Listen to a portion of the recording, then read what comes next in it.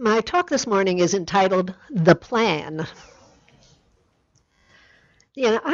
I'm not sure that divine science really says anything about this, but this is my belief. And the belief is that there is a divine plan. And the knowledge contained within the mind of God is so complete. Its activity is so intricate, it's so complex that in its own perfect way it transforms the will and the mind and actions of humans. And no matter how ill-advised, how wrong they might be, it influences that to its own perfect ends. God's plan, God's will is never thwarted, never delayed. What we see as terrible, as immoral, as inhumane, is somehow utilized to bring about ultimate good. That is, His will made manifest. Because we can't see the long-term effect of such negative acts. Of course, we deplore them. On the face of it, they're horrendous.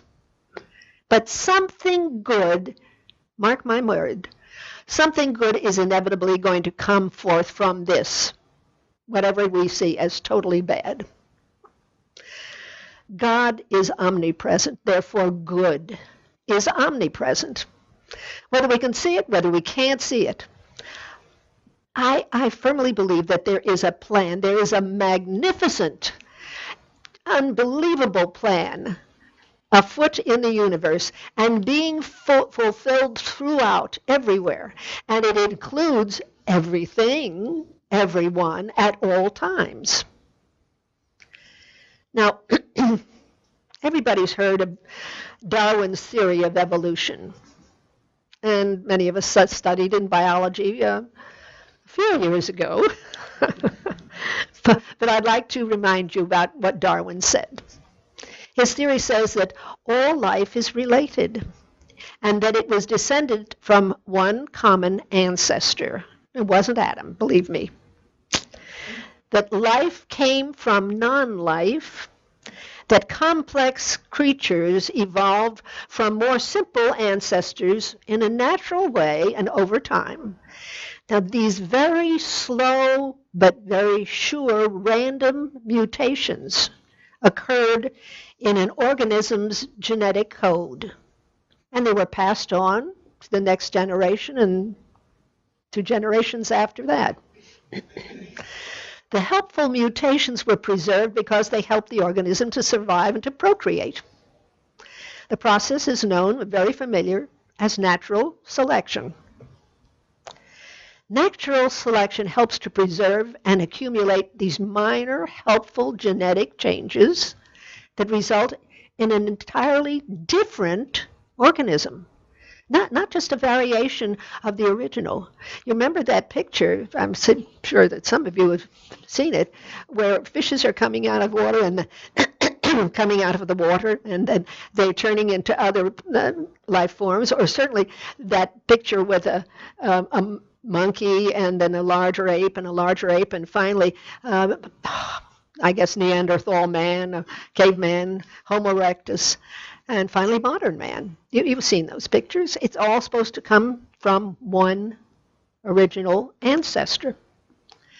But Darwin, in his wisdom, also said, if it could be demonstrated that any complex organ existed which could not possibly have been formed by numerous successive slight modifications, my theory would absolutely break down. So what is a complex organ? Well, it's one that's made up of many parts, all of which are absolutely necessary for the system to function. In other words, if even one little part is missing, the whole system is going to fail. It won't work. Actually, the theory of natural selection is getting into deep water these days. It's having a rather hard time. A complex organ system could not possibly have evolved slowly, piece by piece. It had to come into being fully functioning, or it wouldn't be of any use. We know that now. In Darwin's time, he did not know it. The science hadn't gotten that far. But for instance, your eye is a very complex organ system. But if one little part of it wasn't functioning, it would be useless to you. How could that have developed slowly and been a benefit to anybody? Because it had to have sprung into being complete, perfect. The same is absolutely true of your ears. One tiny little bone in your ear not working properly, it's useless to you. You can't hear. Your heart, it has to have all its parts functioning perfectly before it is of any use to you. It's the same with the prefrontal cortex, this wonderful forebrain of ours, which seems to be the seat of our most complex thinking. Now, something partially functional would not do. So the theory of evolution is going to have to undergo some fine-tuning, really, to explain how these very complex structures came into being, how they sprang forth in full form. How did that happen? Science doesn't know the answer to these questions. I guess nobody does at this point. But I'll tell you, I'm content with an inner certainty that it was part of God's plan. It was part of God's plan for soul's growth, for our being able to discover our child of God nature despite all the distractions, the challenges, and the difficulties of life. These powerful spiritual beings he created, which we are, needed a physical structure that would permit multiple kinds of experiences during this time of learning on earth. And so these marvelous senses were given to us, as well as this inner homeostatic balance that we have, this self-healing, this self-regulating body. If we take care of it, it takes very good care of us. If we don't take care of it, we are suffer for not doing so. How did all that come into being? How could that have come into being except through a divine plan? A while back, I reminded you that if the Big Bang had been even the tiniest particle less powerful than it was, the universe would have gone out, or rather all the energy of the universe would have gone out, and then it would very gradually and ever more rapidly fallen back on itself. If it had been more powerful, then the power would have been such that it would have been possible for galaxies to form. The energy would have gone with such strength that that couldn't have happened. That couldn't have coalesced into galaxies. The amount of power of the Big Bang was so perfect that it was equivalent to hitting a 1-inch target across 92 billion light years of the observable universe. Can you imagine anything that precise? That's the mind of God. That's the power of God. Now, can you understand why I feel like the Big Bang and the complexity of the human body and every awesome, beautiful, mysterious, blessed thing that is part of life was part of God's perfect plan? But of course, it's not just the material universe and all it contains that is part of God's plan. Every one of us, his spiritual creation, is included in that plan. There's a wonderful, wonderful phrase that we say every Sunday morning, and it's from the Lord's Prayer. Thy kingdom is come, thy will is done on earth as it is in heaven. His kingdom, his will, his plan includes all good for every single one of us. There is a right place. There is good for everyone. A place where where they will be happiest and most successful, they will be fulfilled and secure, they'll be most productive in so many dimensions of their life. Now, some of us feel like we have found that place, that calling, that interest, that place where we feel so fulfilled, at least here and there. Well, not everybody has had that feeling. But coming to know what God's plan and perfect will is available to everybody in every dimension of life. If you don't feel like you have achieved that satisfying place, then if you are willing to release some personal idea of what is going to be ideal for you, and we carry limited understanding, we consciously do not have a clue about our full potential. If we are willing to give up that limited idea, that limited desire, and instead desire that God's plan, God's will be done in and through you, your talents, your strengths, your gifts, then things begin to open up.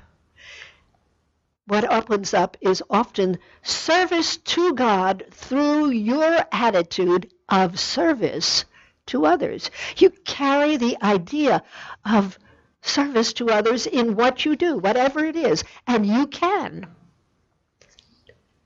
This can be achieved no matter what your financial situation is, or your marital situation, your non-marital situation, your health, your job, whatever. This can be achieved if you're old, if you're young. Doesn't matter. It can be achieved at any time and any place in our lives. But it requires continued and heartfelt prayer to allow this inner spiritual compass, this God whispering, soul wisdom, if you wish, to guide us.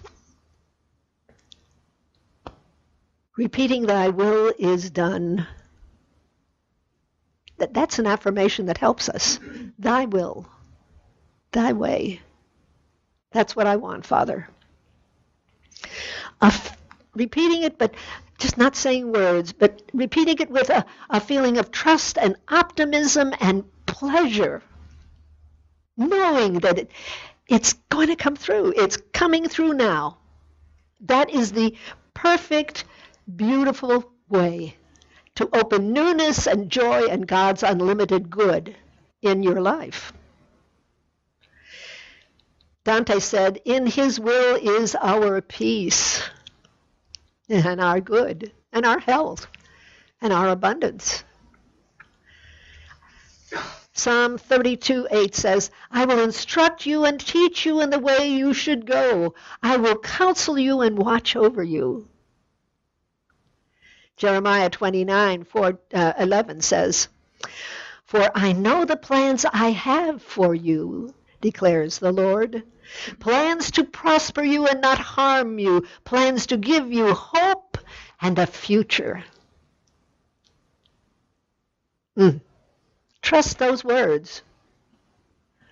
Remember them often. And every time you do, you're going to find yourself doing his will, following his path, and things unfolding for you. Good unfolding for you. You know, you don't begin to have an understanding of how special you are and how much God wants that good for you. In the midst of all this 92 billion light years of universe and all it contains, it was souls, and souls alone, that were made in his image. It is within us and surrounding us, perhaps the only structure, the only creature in the universe that can know that we are one with him, with that power. You are God's work of art. You are that precious masterpiece that he has created, for he looks at you and what does he see? He sees himself. He sees God writ small because that's what we are, part of him and that perfect image of him. You are God's Da Vinci. You are God's Van Gogh. You are God's Michelangelo, his Degas, his Rembrandt.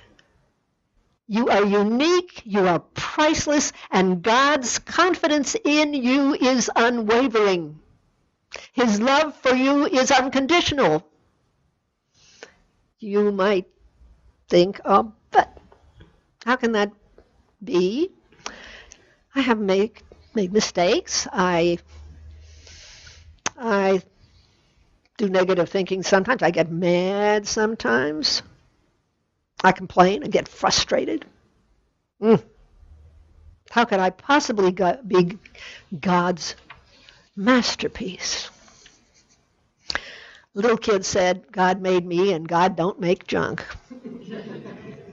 And he doesn't. He makes perfection. God beholds only his great work of art in you. If you look at some wonderful picture and you saw just a few inconsequential specks of dust on it, you'd blow and it'd be gone. It's of no consequence, no importance. You are God's masterpiece. You are an irreplaceable part of God's path, his plan. You are loved, you are led, you are blessed, and you are prospered if your attitude is service and to do God's will. For that is the highest and the best. Know this truth and depend on it. Remember the truths you have heard this morning, because through them the door to all good is wide open.